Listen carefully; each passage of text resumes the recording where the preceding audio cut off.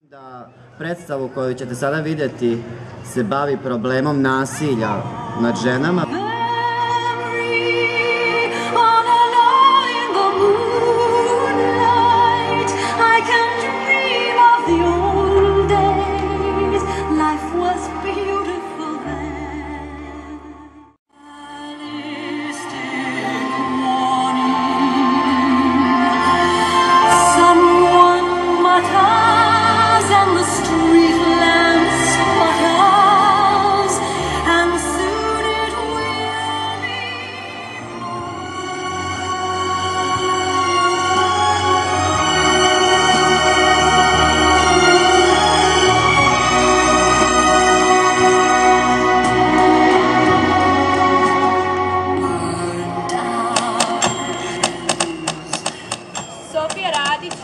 Muzičar, otrovojom kao pacova, 23.5.2003.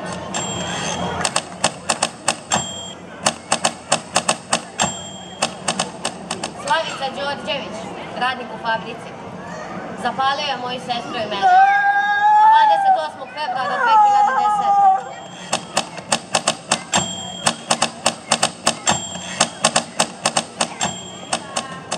2010. Jelena Vučetić, konobarica.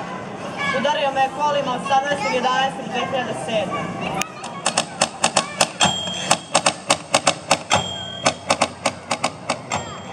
Sonja Krstić, student medicine. Zaklao me 8. novembra 2006.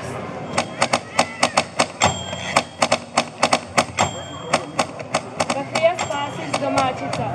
Silovana i izvršila samoubistvo 24. aprila 2008. Mira Radovanović Petrovski, književnica. Isekao me nožem komad po komad 28. jula 2004.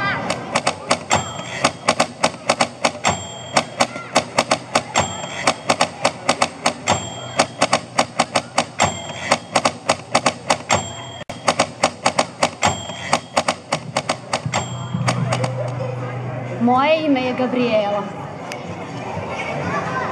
I ja sam nekad bila sretna. Bila sam dobro dete, poslušna, vredna i bila sam dobar đak. Zakitila sam se arhitektonskom diplomom. Davno sam imala jednu simpatiju. Ona je prerasla u druga, pa u dečka, pa u druga i na kraju muža, Sergej. Preklapali smo se. U našem zajedničkom skupu nalazilo se što šta osim ljubavi. Koncertirali smo zajedno, putovali, plakali, ali i smejali se. Obostrano osjećanje sigurnosti i donekle slična projekcija budućnosti. On je bio pre svega čovek. Bio je vredan. Popušio bi poneki džoint. Ja nisam nikad. Imao je lepe prste. Popio bi poneki alkohol. Pa šta? Pila sam i ja. Malo, naravno.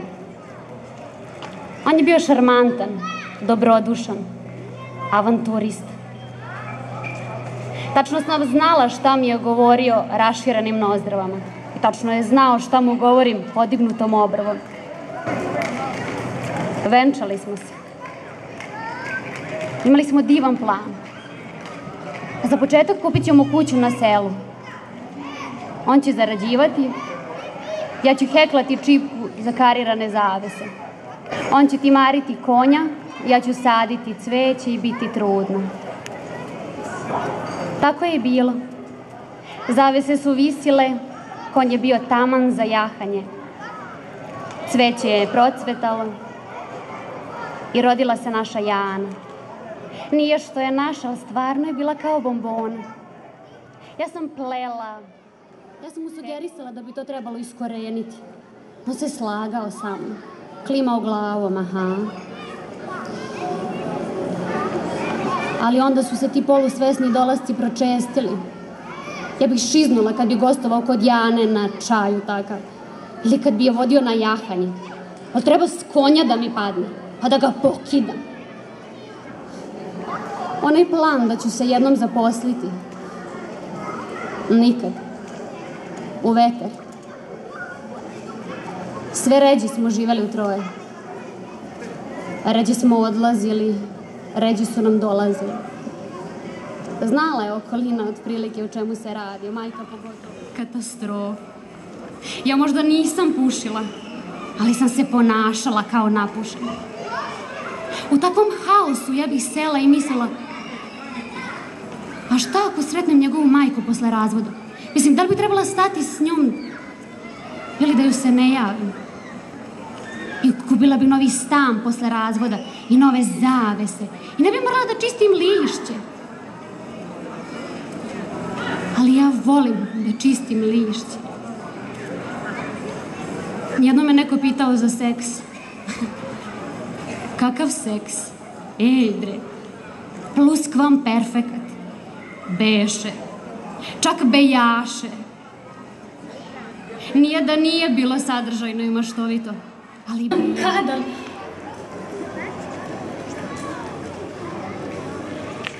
Probodena. Kraj. Spuštena zavesa. I sad sedim i pitam se, kako? Kad i gde? Pitam se šta sam trebala tražiti. Šta sam trebala nuditi da nam bude bolje? A ako ne, žao nam je. Više sreće drugi put, kad se reinkarnirate. Ako ste budisti. A ako ne, jebi ga. Došao si od mene da tražiš večeru? Stoko jedna, što se nisi nažderao tamo gde si pio? Ne mogu da verujem. Pijanduro jedna. Hoćeš da me udariš? Izvoli, udari žensko. Udari žensko. Ti to meni nudiš alkohol. Ti dobro znaš da ja ne pijem alkohola, pogotovo ne sa otrovom. Daj mi to. Jeftino. Crkni!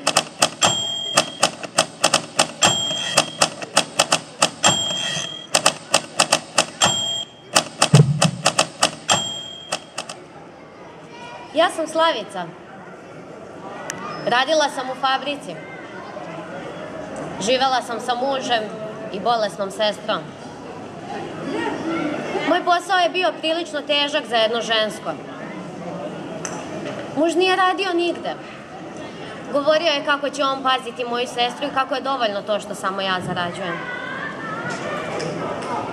Jedan dan sam došla kući i zatekla nju uplakanu. Rekla mi je da on nju danima zlostavlja.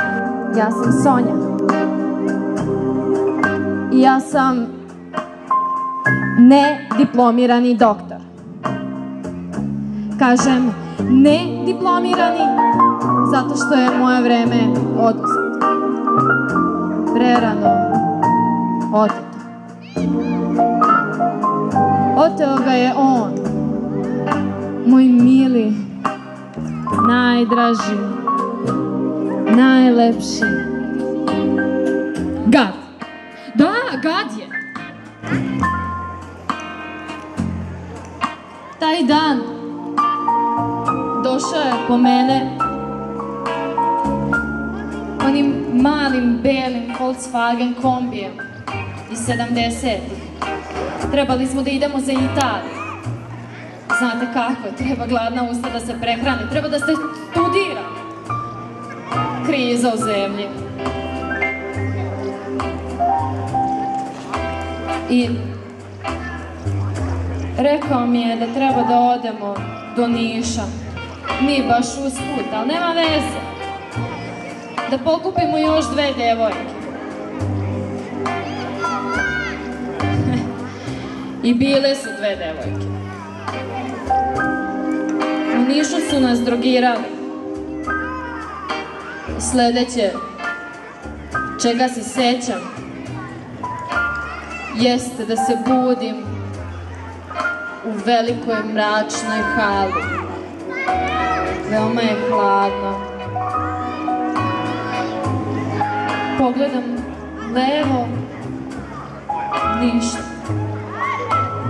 Pogledam desno, kada ono tamo moj, pardon, ne moj, on, to, razgovara sa nekim bradatim čovekom. Taj isti bradati čovek mu pruža veliku kožnu aktu. Mislim da se ne zajebamo, svi znamo šta se nosi u velikoj kožnoj akti. Pa novac. Ugledao me. Kada smo izlazili iz kombija, odvukao me na stranu i rekao: slušaj Cico, ja sam tebe sada prodao, tvoj pasoš je kod mene, radit ćeš sve što ti ja kažem. Ali Aleksandre, moj mili Aleksandre, zar je sve bilo laž? Sve.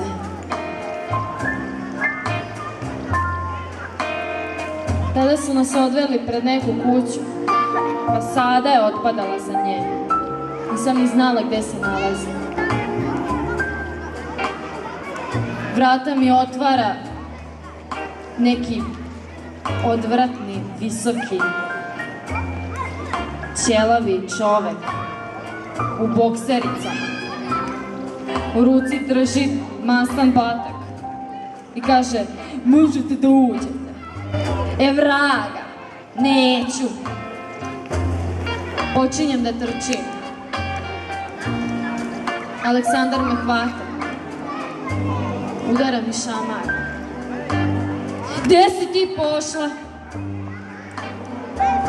Pokušavam da se otrpnem. Ali on me opet hvata.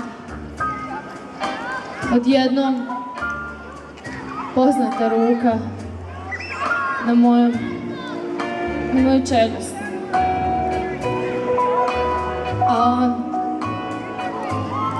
drugom rukom u kojoj je držao nož. I to je i poslednje čega se sećam. Moje oči na nožu. Nociju noža. A on istim tim nožem prelazi preko mog vrata. Kao kada prelazite gudalom preko žice violine. Kraj. Ničega nema. Gata. Želim da se oslobodim batina. Želim da se oslobodim nasilja.